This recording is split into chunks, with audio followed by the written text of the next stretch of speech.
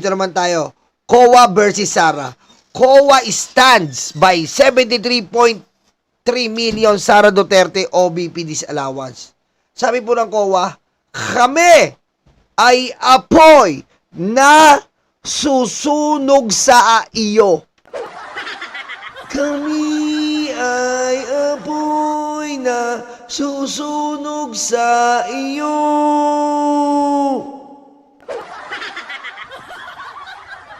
Putik, no? Parang bago no? Yung kanta ni Sara na yon, wala kayo napapansin, parang bago Kami ay apoy na susunog sa iyo.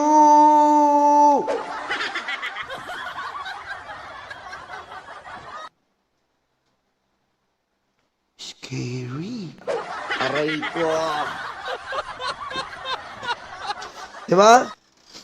Yan po. Ang sabi ng COA, hindi po sila natatakot sa'yo. Ha? Hindi natatakot. Pero yung mga DDS may sabi pa rin. May sabi pa rin. Obvious na obvious na. Diba? May sabi pa rin. Ayun o, impacta na yan. Ibalik mo daw ang 73.287 million sa gobyerno. Yan ang sabi ng COA. Sabi ng COA, the Commission on Audit has affirmed its notice of disallowance. Hindi sila magbabago. Sigurado kami, Sara Duterte, na magnanakaw ka. Biro nyo. Biro nyo po Biro nyo po. Nga pala, bago ang lahat, may iniirit pa rin sila. Na yung AMLAC daw po, kundi ba naman mga tanga, yung AMLAC daw po, mas marunong pa sa bangko. Aray ko.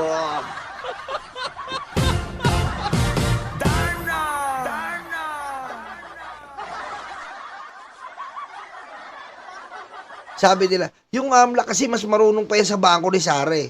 Yung AMLAC kasi nakikialam sa bangko. Aray ko. Alam nyo mga DDS, hindi ko na alam pusang ina nyo kung saan kami lulugar sa katangahan nyo eh.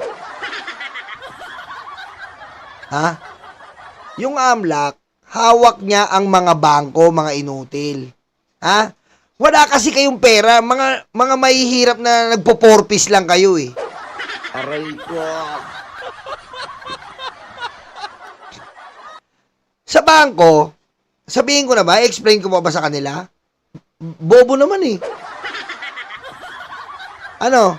Explain ko ba to? Sino ba yung mga ano dyan? Ron Generoso, Gilda, Borja Nalin, yung mga umabol, doon kayo sa SMNI, sa mga ngongo. Lucy, Romy, si naka-timing, hi, Nyolo, si Chinese, and all, explain ko ba? Mga bobo eh.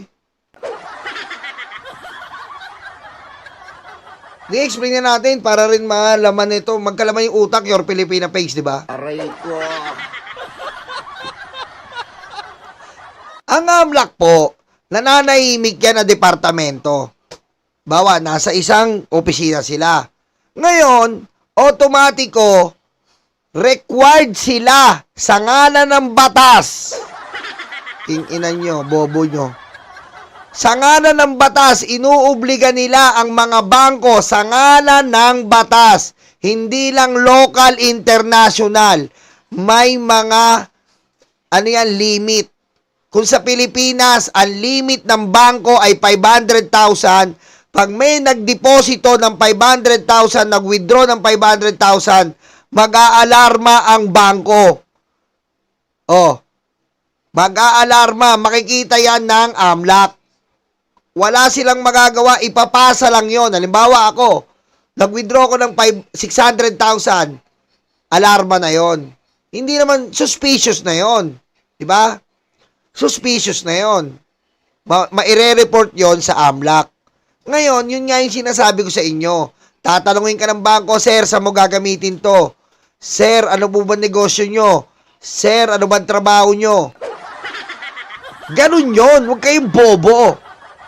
Hindi Hindi yung tinatakot nyo yung AMLAC kasi yung AMLAC, nagsusumiti doon yung mga bangko. Aray ko. Ang bobo nyo eh, no? O, nag-withdraw ko 600,000. Ire-report yan sa AMLAC. O, pag-report ng AMLAC yan, yung mga sinabi ko doon, kung regular, ano ko doon, ano ba, regular ako sa BPI, o sir, ito po yung trabaho niyan, ito po yan, dito niya po nakukuha yung sweldo niya. Bibigay yung bank statement ko kung saan ko nakukuha, kung sino nagpadala. Halimbawa, nagpadala sa YouTube. Halimbawa, si YouTube, dahil sumisweldo tayo kay YouTube, nagpadala, dito po niya nakukuha yung sweldo. Yung bangko na pinag-anuan mo, yun na magre-report doon. Yun, i-release tayo ng AMLAC. So, legal ang pinanggalingan ng pera ko, lusot ako. Aray ko. Hindi yung, sabi nila, bobo kayo, AMLAC, hintayin nyo yung bangko. Yung bangko magpapaliwanag yan, yari kayo. Aray ko. Yung bangko daw magpapaliwanag. Huwag yung paniwalaan yung AMLAC, bangko ang paniwalaan nyo. Aray ko. Stupid. Aray ko. Yung bangko nga ang otomatiko at obligado mag-report sa AMLAC, mga bobo. Hawak niya lahat ng bangko. Hawak niya ang BIP. Hawak niya ang BIP, BPI. Aray ko. Bobo. Ang bobo-bobo nyo. Huwag kayo maniwala sa AMLAC, maniwala kayo sa bangko. Tika mo. Aray ko. Aray ko. Ngayon, regarding bangko, nasa bangko ka ngayon. May transaction ka na 200,000. Wala yun. Wala yun. Wala po yun. Hindi yun mapupunta doon sa transaction. Hindi yun mapupunta sa suspicious transaction. Mapupunta lang pag 500,000 plus. Ngayon daw po, 1 million na. Ayon sa aking research, 1 million na raw po ang allowed sa bangko ngayon ng withdrawal. 1 million. Dati po, 500,000. Ngayon, si Sarah, bakit ganon? Nagkaroon po kasi siya ng nagkakaroon po siya ng 27 suspicious. Ibig po sabihin, malalaki po ang in and out niya. Yun po yun. Kasi kung 200,000 lang yan, 300,000, hindi po suspicious. Kaso po dito, tignan nyo naman po ang suspicious niya. 12 sa 2006. 12 ang suspicious transaction. Ibig sabihin, 12 na beses na may 500,000 above siyang tinatransact.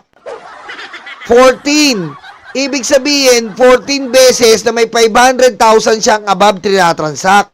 Yan po ay galing sa bangko. Nag-report po ang bangko, for example, BPI. Sabi ng BPI, AMLAC, nag-transact si Sara Duterte ng 12 suspicious. Kasi pag hindi nila ni-report yon, makakasuhan po ang isang bangko ng money laundering. Tandaan nyo yan. Money laundering law yun. Aray ko. Makakasuhan yung bangko na yon at maaari silang mapasara at mag-penalty. Money laundering law ang hindi dapat tamaan ng bangko. Dahil pag natamaan nila yung money laundering law, tapos ang bangko dyan. Aray ko. Yan po yun. Sabi nila, bakit 12? Ibig sabihin, 12 suspicious transaction. 12 na malalaking transaction ang ginawa ni Sarah. Totoo naman. Tignan mo nga to. 27 transaction na 500,000 above. Kita mo, tama yung report nila. 704 million.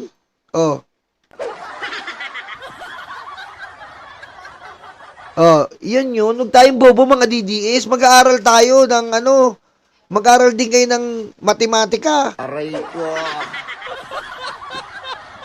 Yan kasi pag wala kayong alam sa bangko, pag alam nyo lang kasi, pipila kayo. hihingi kayo ng ayuda, hihingi kayo ng 4-piece. Ang bibigay na kasi sa inyo yung ATM ng 4-piece. Ayun na lang aabangan nyo, mga DDS, mga inutil. Aray ko. Boss, sabi ni Ping, boss, ang suspicious transaction, walang threshold amount. Hindi yung suspicious transaction kasi, kadalasan dahil yung withdrawal. Pag nag-withdraw ka ng 500,000, alarma ka sa bangko niyan. Alarma ka. Miski sa Palawan po, sa mga Palawan, sa Cebuana, nagsanla ka, inabot ka ng 600, bawal yun. Hihingan ka pa rin ng dokumento. Totoo po yan. Totoo po. Kasi yung Palawan, Cebuana, may mga ano yan eh. May mga online sila, may mga ano, bawal din po sa Cebuana at Palawan. Di ako nagbibiro. Tignan nyo po. I-google nyo. Yung transaction. Oh. Tignan natin na. Kung mag-google natin.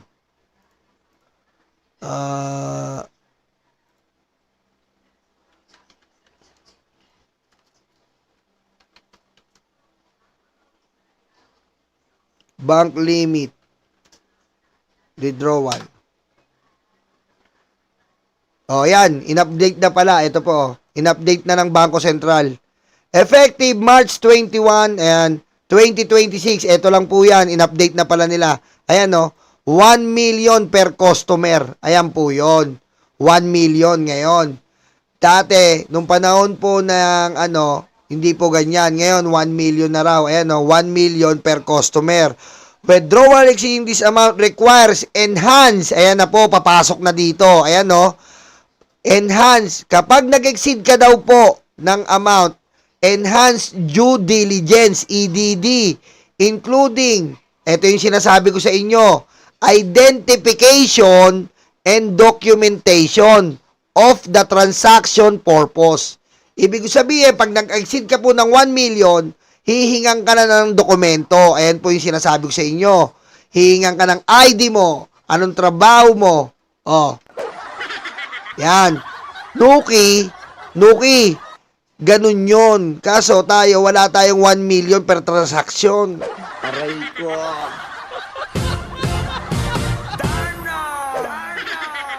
Diba? Sila lang yun. Wala tayong 1 million per transaction. Oh. Yan na, malinaw including identification and documentation of the transaction purpose. Large transaction should use traceable channels like check payments or online transfer. Yan, malinaw po sa inyo yan. Pag 1 million, nag-withdraw ka 1.5, kakalembang yung ano yan. Bangko, kling, kling, kling, kling, kling, kling. Kling, kling, kling, kling, kling, kling. Automatic yun. Machi-check yun. Machi-check po yun. Ipapasa nila yon sa AMLAC ngayon. Ipapasa sa AMLAC yon na meron po kaming transaction dito na 1.5 million exceeding. Ngayon, pag hindi nila ni-report yon, magpe-penalty sila at mapapatawan sila ng money laundering. Covered transaction. Tama, Ping. Covered transaction. Yan yon. Yan yung sinasabi ng mga DDS na sinasabi nila na 1,000, 1,000, mga bobo! Diba? Sabi ni Powa, parang 1,000 lang yan eh. Oh, nagpasok ako ng 1,000, winidraw ko, di 2,000 na. Bobo ba kayo? Magiging suspicious ba yun ng AMLAC? Tingnan nyo po kung gaano sila kabobo. Yung 1,000 ba magiging suspicious ng AMLAC, mga bobo? Hindi. Kaya nga si Sara nagkaroon ng, 14 suspicious, 12 suspicious, kasi 500,000 above to or 1 million above yan. Utak lang gagamitin eh. Utak lang, huwag niyong boboyin yung sarili niyo. Aray ko. Automatiko, Michael Powa, Edward Sisonen. Yung 1,000, hindi madidetect yan, tanga. Ha? Hindi naman suspicious yan eh. Madidetect lang yung nasa limitation ng bangko. Kapag nag-exceed ka sa limit ng bangko, suspicious.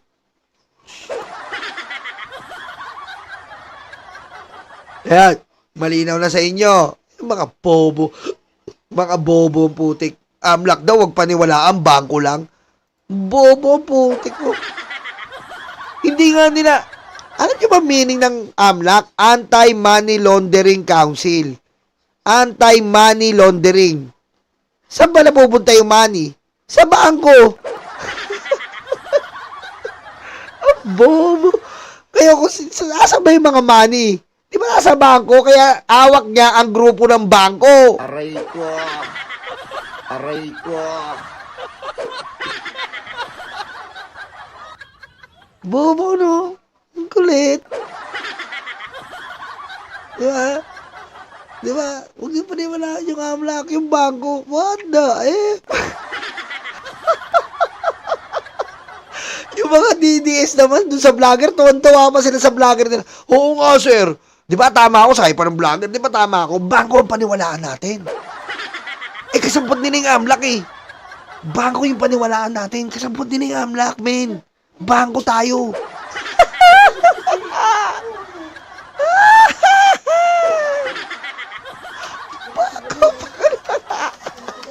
Putik. Pag sinampal ng AMLAC yung bangko, walang magagawa yun. Ha? Kapag ang AMLAC, nakitaan yung bangko, ha? Sinanksyon ang bangko, wala siyang magagawa. Kasi ang bangko, alam nila yan. Alam nila yan. Dahil may batas ang gobyerno sa bawat bangko. May mga limitation ang gobyerno sa bawat bangko. Alam nila yan. Oh. At yung nagpe-penalize diyan sa mga bangko, walang iba kundi ang AMLAC. Ang bobo, man. Aray ko.